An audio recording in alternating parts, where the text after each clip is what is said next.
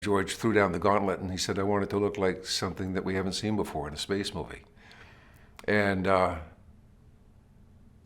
and so I took the challenge by saying, all right, one of the reasons that space movies have developed the language that they have is two things. One is the current technology, which is the technology of the International Space Station. The technology evolved through the Apollo program into the International Space Station. All of that, it's evolved, but we're all used to seeing it on the news, in documentaries, and in movies about orbital space.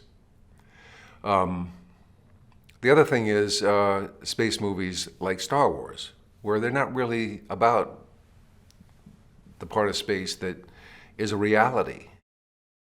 What do people need for long-term voyages to keep them sane? And in the script, there were a couple of things, which was, one was the whole idea that there were these virtual reality rooms. So I think me and the art department were inspired by the idea that when you're chosen for being an astronaut, the kind of mental stress that's going to be inherent in the job of being on a long space flight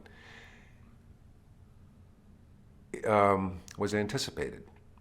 And that the mission control people said, all right, look, you got this choice. You can, what are the things that really ground you? And everybody gets to pick one or two scenes that are then filmed from a nodal point, not filmed or recorded, so that they can go up and recapture the experience of those moments on a long-term space flight when they really are starting to feel a little bit unhinged. George is a polyglot. He's a very smart man who's talented and has insight in many different fields, including science, politics, acting, theater, painting, especially films. He really knows film really well. The one thing that I do know is there's sort of a transition that goes on. As I'm evolving the context for the story that he wants to tell with him, I know that he's going to be very engaged. He draws, incidentally. He has a really very developed visual sense and really great taste. And so he's with me in the very beginning because he really does know how to take anything that I offer up and incorporate it into the visuals of the movie.